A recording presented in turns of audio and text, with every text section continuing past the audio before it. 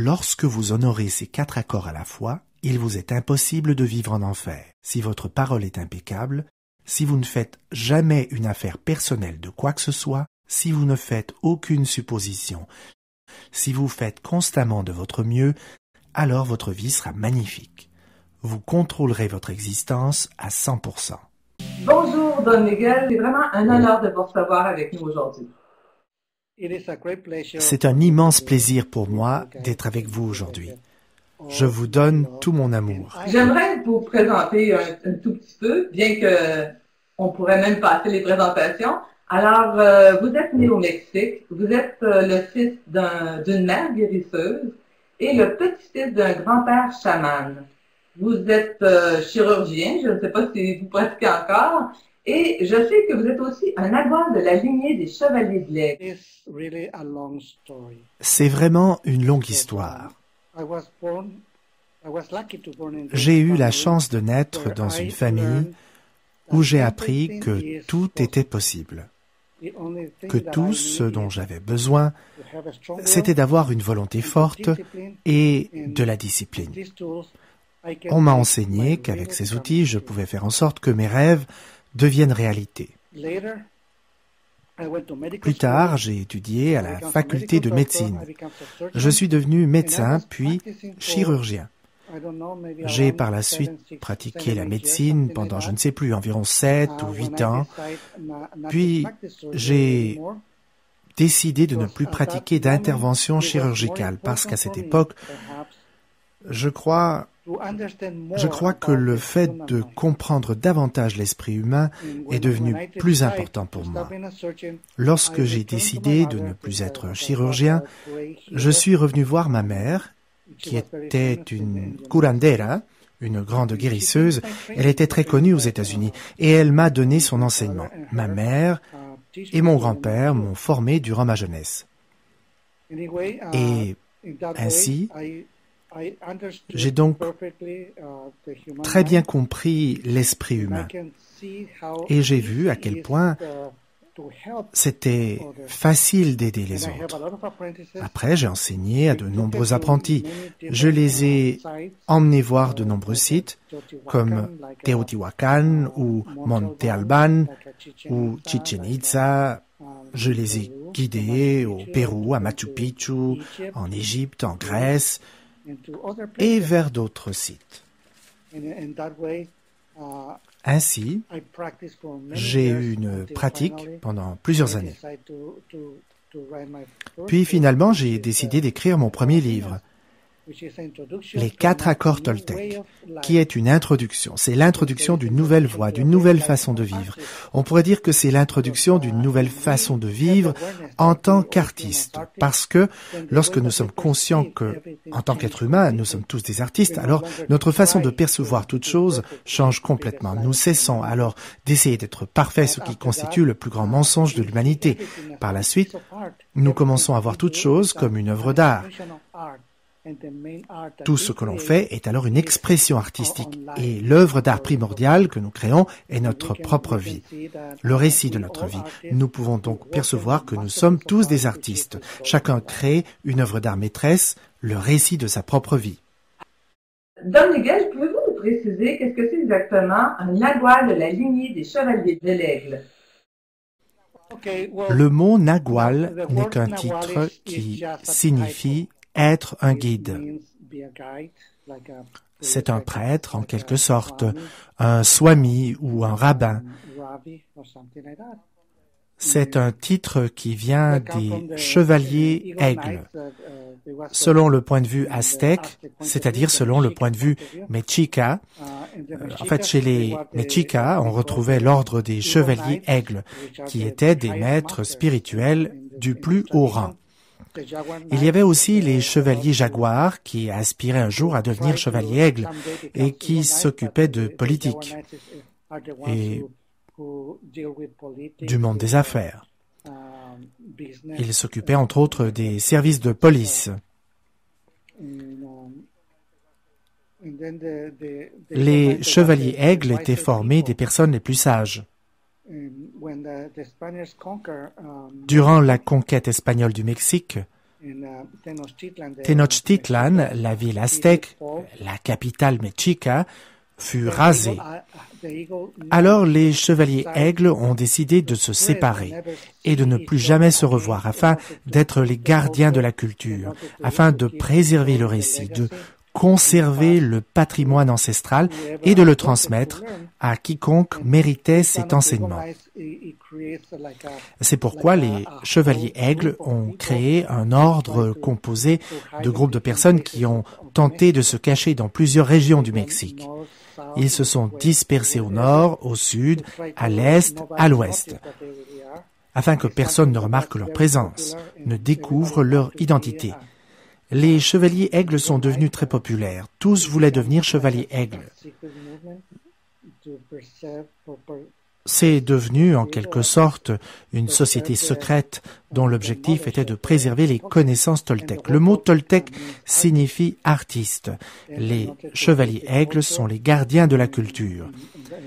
Et nous vivons à l'époque même de la divulgation, une époque où nous allons répandre cette connaissance afin de la partager. À notre époque, il n'y a plus d'inquisition. Plus personne n'essaie de réprimer notre action, de condamner ce que l'on enseigne. Et notre enseignement, c'est le bon sens, tout simplement. C'est un enseignement qui émane directement de l'intégrité humaine. C'est ce qui explique que ce livre a été traduit en 36 langues. Il s'adresse à chaque être humain, peu importe son origine, sa langue parlée, sa religion, peu importe les croyances véhiculées par la société où il vit. C'est un enseignement que nous connaissons tous.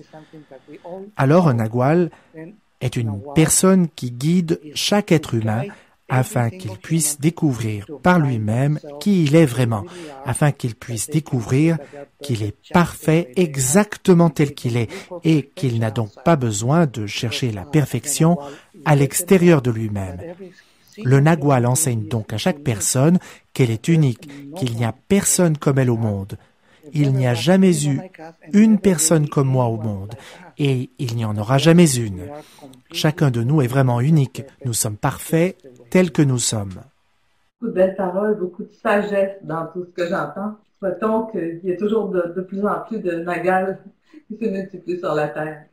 Vous dites, Don Miguel, que tout est possible avec beaucoup de volonté et beaucoup de discipline.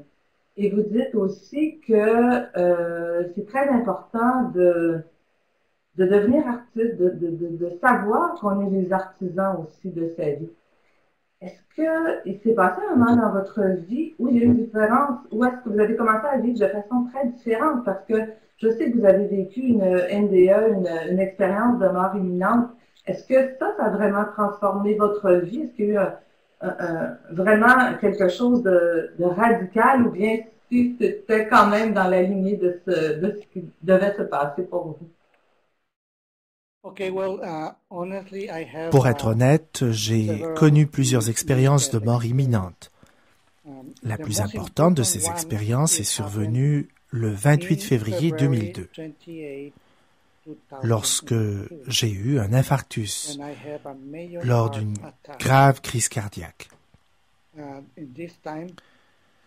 C'était, je crois, 7 ans après avoir écrit mon premier livre, Les 4 accords toltèques. Pendant 7 ans, j'ai donc effectivement voyagé aux États-Unis et aussi autour du monde. J'étais très actif, continuellement actif. Un jour, j'arrivais du Mexique où je me trouvais 2 jours auparavant, après avoir visité la ville de Mexico, le site de Teotihuacan et le Monte Alban à Oaxaca. J'ai alors dit à tous que c'était peut-être la dernière fois qu'ils me voyaient parce que, pour une raison particulière, je savais que le moment de la transcendance était venu pour moi. Je savais qu'il était temps que je quitte mon corps. Je suis retourné à San Diego, en Californie, en provenance de Monte Alban. C'était le 26. Et 2 jours plus tard, j'ai eu une crise cardiaque grave. Lorsque j'ai eu cet infarctus, j'étais certain d'être arrivé à la fin de ma vie. J'ai essayé de tirer profit de la situation en tentant de partager avec tous la meilleure façon de quitter le corps physique. Quoi qu'il en soit, je suis demeuré 9 semaines dans le coma.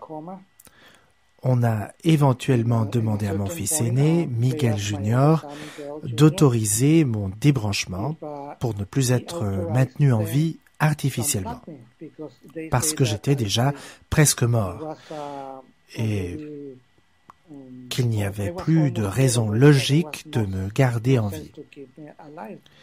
On a alors dit à mon fils qu'ils essaieraient une dernière fois de me réanimer grâce à une autre technique, mais que si ça ne marchait pas, Miguel Junior devait leur donner la permission de me débrancher. Heureusement, cette dernière tentative a marché et je me suis réveillé après 9 semaines de coma. Alors, lorsque je me suis réveillé, j'ai en quelque sorte perdu la mémoire pendant, je ne sais plus pendant combien de temps au fait, mais je ne me rappelle de presque rien avant cela. Les médecins m'ont dit plus tard que je me suis maintenu en vie avec seulement 16% de ma capacité cardiaque. Selon eux, il m'était dorénavant virtuellement impossible d'avoir le genre de vie que j'avais eu auparavant. Ils m'ont suggéré que je passerais le reste de ma vie assis sur un canapé à regarder la télé ou à lire des livres. Selon eux, il était impossible pour moi de faire les choses que je faisais avant. Bien sûr, je n'ai pas résisté. J'ai dit d'accord, je vais faire tout ce qu'il est nécessaire de faire. Mais je suis revenu à la maison et j'ai parlé à mes 3 enfants. Je leur ai dit qu'il n'était pas question pour moi de rester assis sur un canapé à attendre la mort. J'ai décidé alors qu'aussitôt que mon corps se porterait mieux, je continuerai à mener ma vie d'avant. Je continuerai à enseigner, à donner des conférences, lorsque possible, et je continuerai donc à donner des ateliers, à faire tout ce que je peux faire pour partager mon expérience personnelle avec le monde entier. J'ai donc vécu comme ça pendant 8 ans et demi environ. J'avais des douleurs musculaires intenses car je souffrais d'insuffisance sanguine. Mais comme je l'ai dit plus tôt, avec de la volonté et de la discipline, on peut tout faire. C'est ce qui m'a permis de continuer à faire tout ce que j'ai dit que j'allais faire. 8 ans et demi plus tard, j'ai eu une greffe, une transplantation cardiaque. C'était le 9 octobre 2010. J'ai été très chanceux. À nouveau, je commençais à ressentir que je quitterais bientôt mon corps. Mais j'ai reçu un appel. J'ai reçu un appel du personnel de l'hôpital. On m'a dit qu'ils avaient trouvé un cœur pour moi. Et j'étais très chanceux parce que c'était un cœur très jeune, un cœur de 20 ans. Donc plus tard, je me suis senti mieux immédiatement. La douleur musculaire est disparue. Et ce qui est encore plus spectaculaire, c'est que mon esprit était lucide. J'avais les idées claires à nouveau. Exactement comme au temps d'avant ma crise cardiaque. Il s'agit pour moi d'une deuxième opportunité de revenir à la vie, d'une opportunité qui me permet de partager qui je suis. Presque un an a été par la suite nécessaire afin de me rétablir complètement. C'est alors que les médecins m'ont donné la permission de continuer mon travail. C'était le mois de septembre de l'an dernier. Et alors, je suis allé au Japon. J'ai voyagé 3 fois dans plusieurs régions du Canada. J'ai visité 7 ou 10 régions des États-Unis. Le Costa Rica, la Colombie. Et maintenant, j'irai à Montréal, une ville magnifique où j'ai très hâte d'aller depuis très longtemps. Comme vous le voyez, ma vie est une suite de changements continuels. J'ai vécu de très belles expériences, mais cette fois-ci, l'expérience la plus grandiose pour moi est le fait d'être revenu à la vie, de pouvoir partager simplement ce qui est ma vraie passion, ce que j'adore faire. Et c'est de transmettre un message à chaque personne que je rencontre, de communiquer le message de la liberté personnelle, de dire que nous pouvons changer le monde que l'on crée dans notre esprit. Et c'est exactement ce que je vais faire bientôt à Montréal. Je vais dire à tous que oui, c'est possible de changer le monde Et je me réfère ici à toute l'humanité, sinon à la planète entière. Le monde que l'on crée dans notre tête devient notre réalité, une réalité virtuelle mais qui est néanmoins vraie pour nous. Et on peut donc voir que oui, c'est possible de créer le changement. Tout ce qu'il faut, c'est imaginer, tout simplement. Imaginons comment il est possible de vivre sans la peur. Imaginons comment vivre sans la violence. Oui, nous pouvons changer le monde. Vous racontez votre histoire et ça nous prouve vraiment que tout est possible et que la vie peut nous jouer des bons tours. On est chanceux en fait que la vie vous a redonné la jeunesse. C'est une bénédiction. Alors, on va parler d'ailleurs de vos enseignements, les enseignements que vous avez, entre autres, publiés dans le livre Les 4 accords Toltec, un livre que j'ai trouvé d'ailleurs fascinant. Vous, dans ce livre, là, vous dites que si on suit les 4 accords, eh bien, c'est impossible de vivre l'enfer. Et j'aimerais que vous nous parliez de votre définition d'un accord. Qu'est-ce que c'est un accord? Et puis, parlez-moi aussi de votre vision de l'enfer et du paradis. OK. Well, like I said before, we create Comme je our l'ai own dit, reality. nous créons notre propre réalité. Nous créons notre propre monde. Afin de créer notre monde, nous utilisons des mots. Grâce aux mots, nous créons, nous écrivons notre propre histoire, nous écrivons notre récit personnel. Et nous écrivons tout selon un point de vue qui semble résider derrière nos yeux et entre nos deux oreilles. Tout ce que l'on perçoit réside à cet endroit précis. Nous utilisons le langage, les mots, pour justifier tout ce que l'on croit. Et nous croyons en la signification de chaque mot que nous utilisons. Et puisque nous croyons en chacune de nos phrases, en tout ce que nous disons, alors vraiment, nous créons le langage. Il y a des centaines de langues parlées sur cette belle planète, la Terre. Nous avons créé ces langues, non pas parce que nous sommes si intelligents et que nous pouvons inventer des langues. Non, nous avons créé des langues parce que nous sommes programmés pour pouvoir créer des langues. Et nous créons une langue d'après ce que nous percevons et selon les accords que nous concluons les uns avec les autres. Le tout afin de comprendre, afin d'exprimer des choses, afin d'apprendre et d'enseigner. C'est pourquoi le premier des accords Toltec est que votre parole soit impeccable, car c'est grâce aux mots que nous écrivons notre histoire, notre récit personnel, tout ce que l'on croit à notre sujet, tout ce que l'on perçoit. Nous créons notre propre monde personnel, notre propre réalité par les mots que nous choisissons, que nous employons.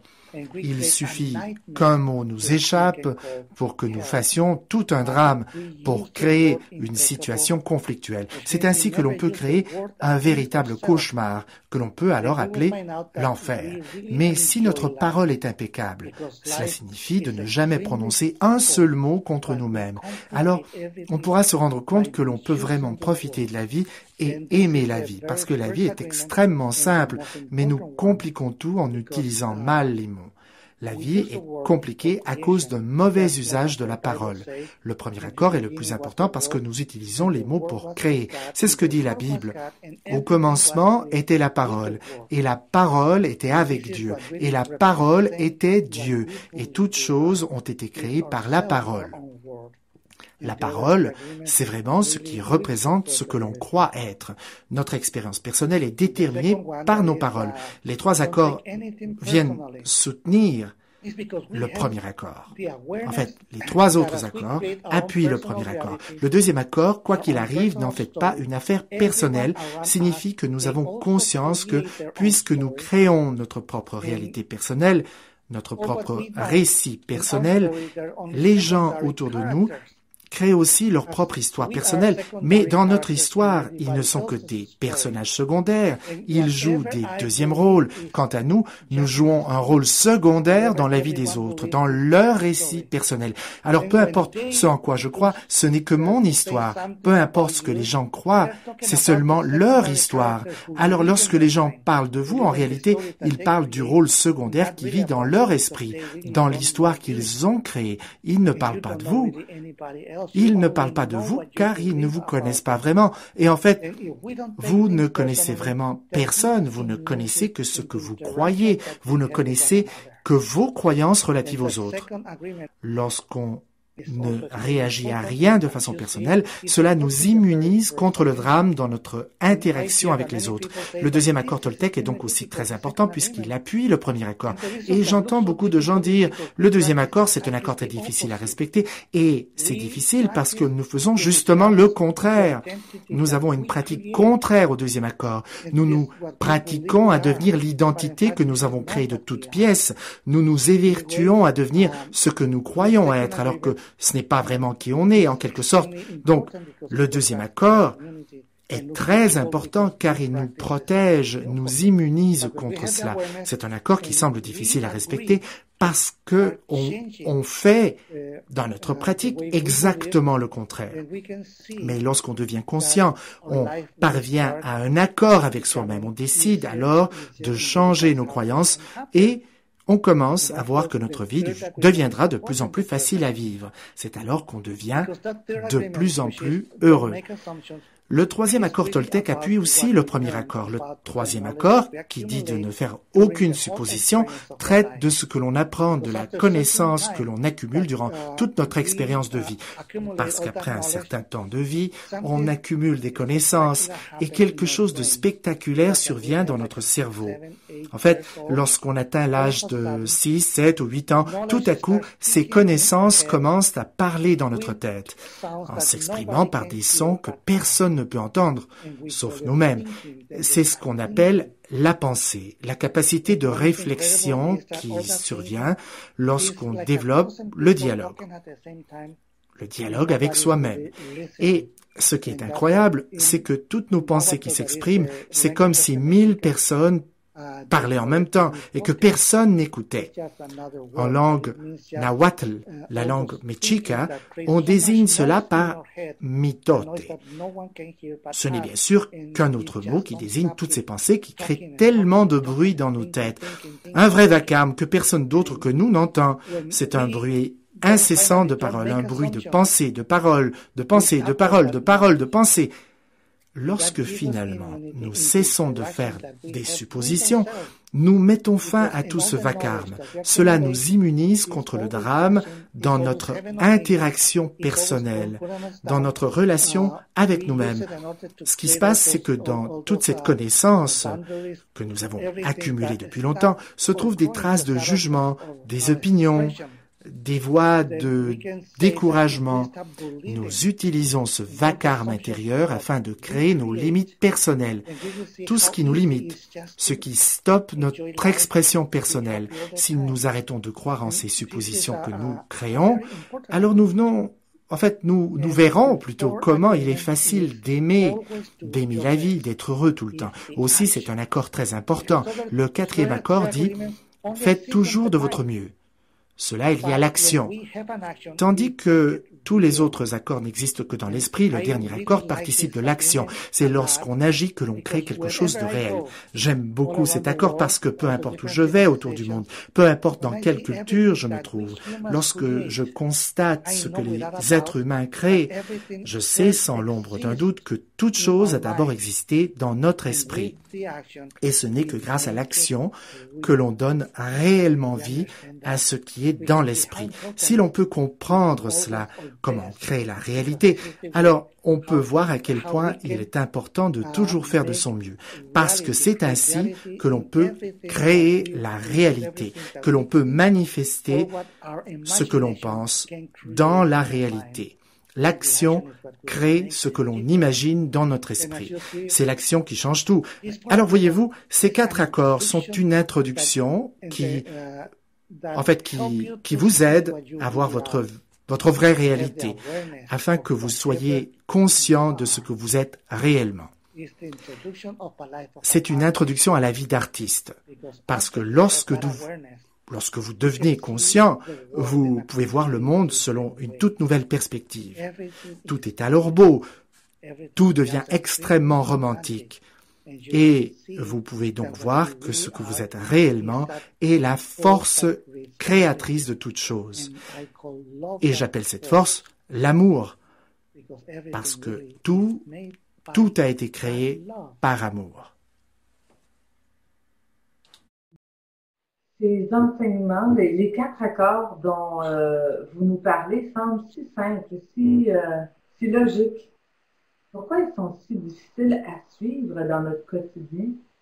Pourquoi on a tant de difficultés à donner notre accord aux choses qui sont belles et qui sont remplies d'amour? On croirait que dans notre société, on donne majoritairement nos accords aux choses qui sont moins belles et qui sont difficiles. Well, this is a very easy question to answer. Eh bien, la réponse à votre question est facile. La société tout entière existait avant notre naissance. La religion, la politique existaient bien avant notre naissance. Tous les jours, il y avait aussi beaucoup d'événements. Il y avait des milliards de personnes qui vivaient déjà sur cette belle planète. Tous vivaient déjà leurs propres rêves, expérimentaient leur propre réalité. Tous essayaient d'exprimer leurs croyances. Lors de notre naissance, tout cela existait déjà. Ensuite, nos parents se sont chargés de notre éducation en nous enseignant ce qu'ils savaient. Ils nous ont enseigné la langue qu'ils parlaient, leur religion, leur philosophie de vie. Et ils nous ont enseigné toutes les règles, toutes les lois relatives à notre comportement pour que nous sachions comment nous comporter, comment faire partie de notre famille, de la société, de notre pays, et ainsi de suite. Nos parents nous ont enseigné tout ce qu'ils savaient. Notre église, notre école, la société, les journaux, la télé, le cinéma nous ont prodiguer un enseignement.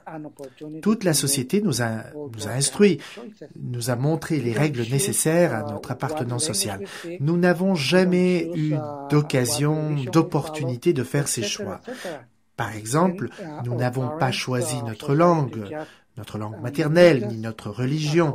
Ainsi, nos parents et la société nous ont fait à leur image. Nous sommes une reproduction en quelque sorte. Nous avons hérité de leur patrimoine ancestral.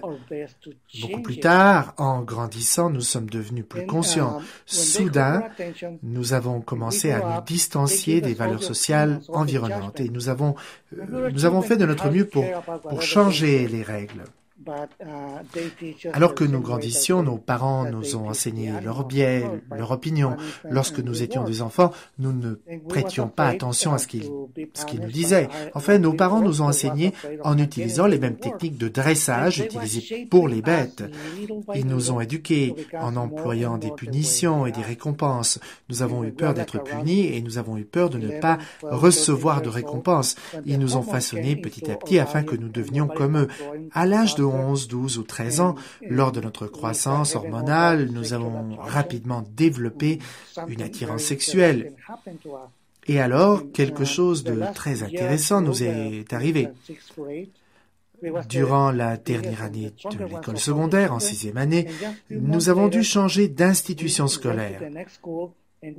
Alors que nous étions les plus âgés en 6e année, nous sommes arrivés quelques mois plus tard dans une nouvelle institution où soudainement nous étions les plus jeunes, les plus petits, les plus faibles. Et à cause des changements hormonaux, nous sommes devenus timides parce que notre apparence est alors devenue très importante.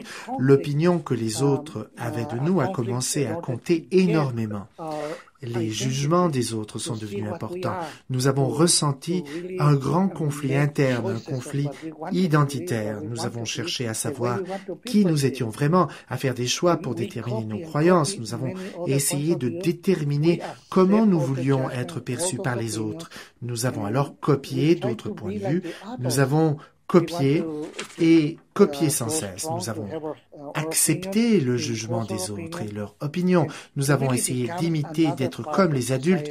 Nous avons tenté de développer notre caractère, d'imposer notre opinion. Nous avons vraiment essayé de devenir une personne qui fait vraiment partie de la société telle que nous la percevions. Et nous nous sommes ensuite pratiqués à devenir cette identité. Nous l'avons pratiquée sans cesse. Nous avons réagi à la réalité qui existait autour de nous. Cela a façonné la personne que nous sommes devenus plus tard. Cette identité que nous avons créée, nous avons ensuite essayé de la défendre de toutes nos forces afin d'essayer d'éviter les responsabilités, afin d'essayer de profiter des autres et ainsi de suite. Et nous avons alors cru que nous étions devenus cette identité. C'est comme si nous portions un masque et que nous ne révélions pas la personne derrière le masque parce que nous voulons cacher cette personne aux yeux des autres. Nous avons donc construit une identité selon ce que nous voulions que les autres perçoivent de nous. Et plus tard, nous avons réalisé que personne ne nous perçoit tel que nous voudrions être perçus. De même, nous avons réalisé que nous ne percevons pas les autres tels qu'ils aimeraient être perçus, car nous créons des distorsions perceptuelles.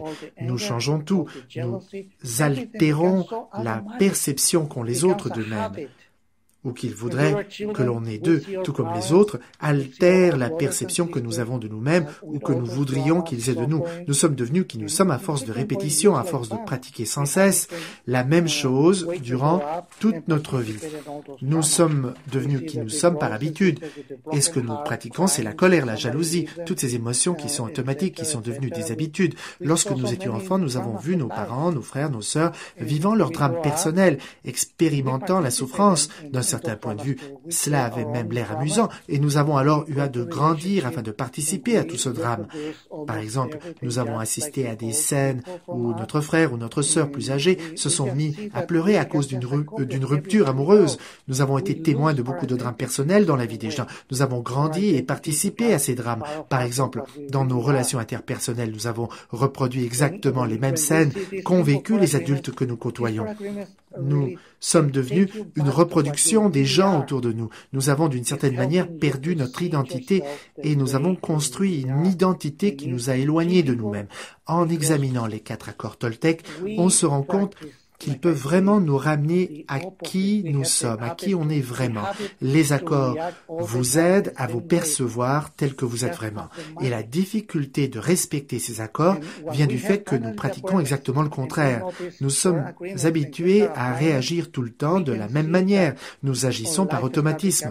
Lorsque nous devenons conscients et que nous commençons à mettre en marche les 4 accords par la pratique, nous commençons à nous rendre compte que notre vie devient peu à peu de plus en plus facile à vivre. Imaginez ces 4 accords qui semblent pourtant si simples, paraissent pratiquement impossibles à pratiquer. Beaucoup de gens essaient de les respecter, mais comprenez l'effort. Chaque fois que nous brisons un ancien accord, que nous ne respectons plus un ancien accord qui repose sur des fondements erronés, sur le mensonge, nous recouvrons notre puissance intérieure. Alors nous développons peu à peu la discipline personnelle, nous recouvrons notre volonté, et chaque fois que vous vous remettez à la lecture des 4 accords Toltec, c'est comme si vous lisiez un tout nouveau livre. Ce n'est pas le livre qui a changé, mais votre lecture, vous êtes celui qui a changé. C'est vous qui avez renoncé à tous vos anciens accords, afin d'adopter de plus en plus les 4 accords Toltec. Lorsque vous ferez cela, votre vie deviendra de plus en plus simple. Tout repose vraiment sur la pratique. Il s'agit ici de faire de votre mieux, sans vous juger, sans vous dire que vous pouviez ou que vous ne pouviez pas faire ceci ou cela. Il faut juste pratiquer, répéter et répéter encore. C'est par la pratique que l'on devient un maître. Mais comme je l'ai dit, Le problème, c'est qu'on est habitué à pratiquer le contraire et on essaie à tort de devenir l'identité perceptuelle, l'opinion que l'on voudrait que les autres aient de nous, mais qui n'est pas notre vraie identité.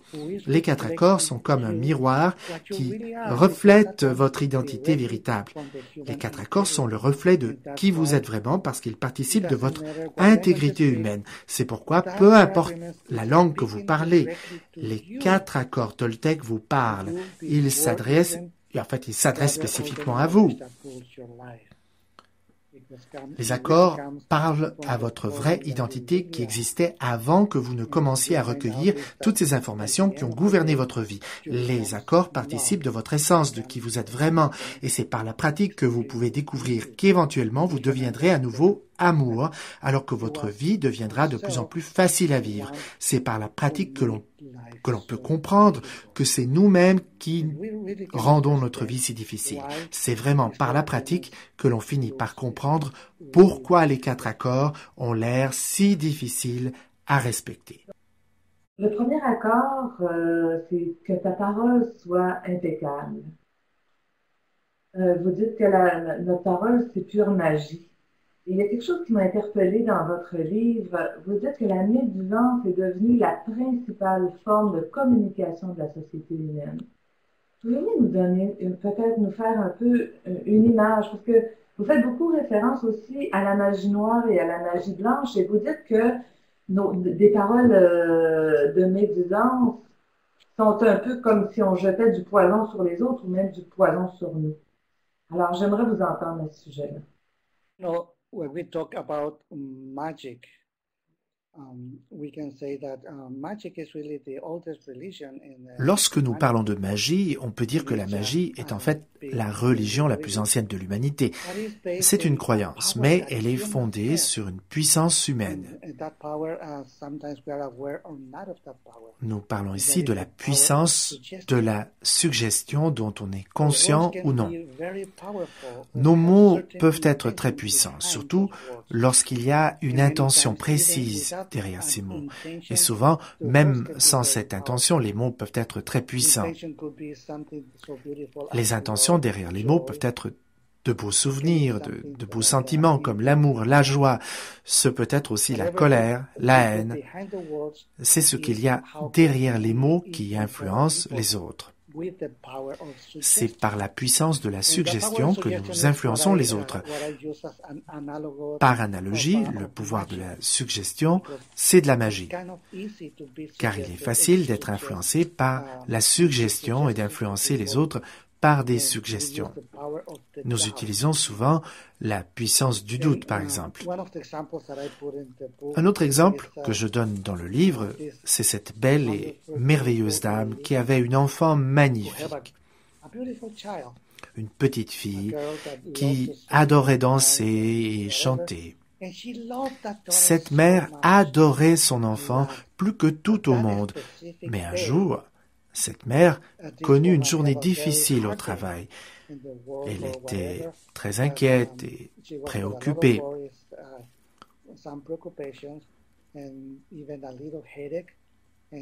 Donc, cette journée, la mère est revenue à la maison et elle avait mal à la tête à cause des pressions de la vie quotidienne. Et elle est devenue très impatiente, à tel point que sa fille ne la reconnaissait plus. La petite fille était très heureuse quant à elle, comme peuvent être les enfants.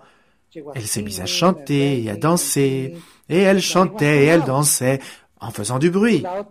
C'était du bruit, enfin, seulement d'après le point de vue de la mère. Et à un moment donné, la mère a atteint un seuil, une limite personnelle. Elle s'est mise à crier et à dire à sa fille « Ça suffit, boucle-la, la ferme, ta voix est très laide. Est-ce que tu peux te taire, la ferme ?» Voyez-vous, cette mère adorait sa fille. Elle ne lui aurait jamais rien fait de mal. Et c'est un événement dont la mère ne s'est plus souvenue par la suite. Mais ce ne fut pas le cas pour l'enfant. La petite fille, elle, n'a pas oublié l'incident. Longtemps par la suite, elle s'est mise à entendre la voix de sa mère. La petite fille a continué à entendre la voix de la condamnation.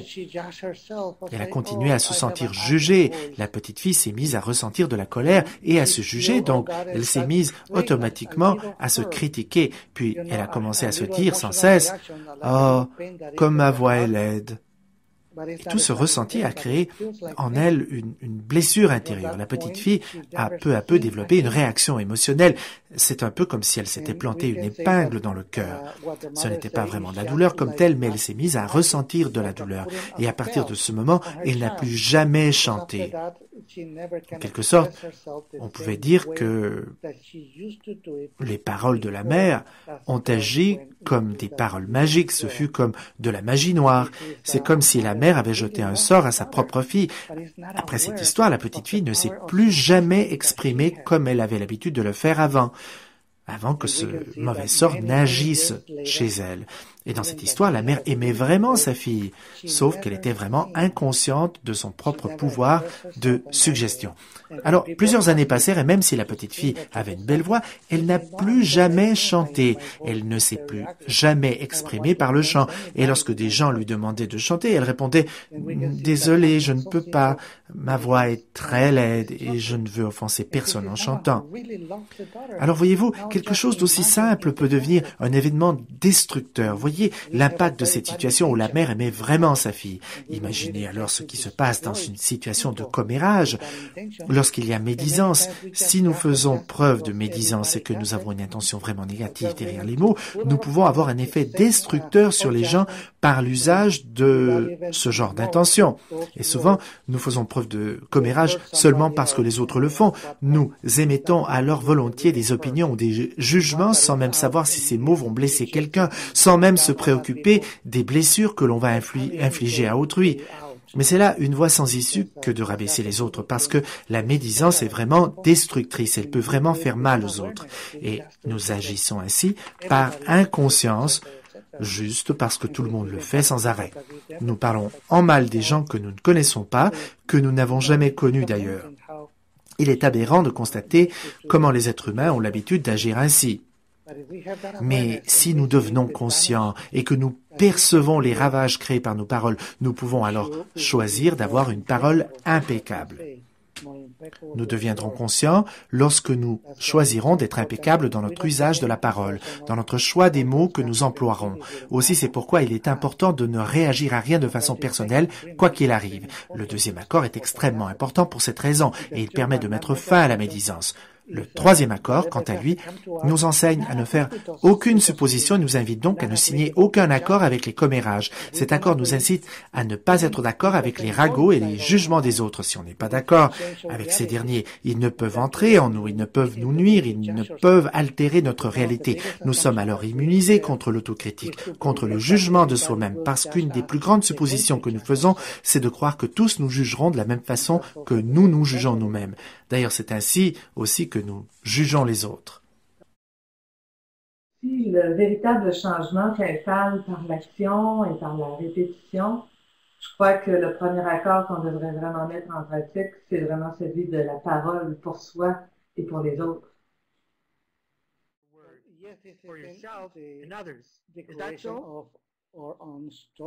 Oui, l'impeccabilité, c'est extrêmement important pour la création de notre propre récit personnel.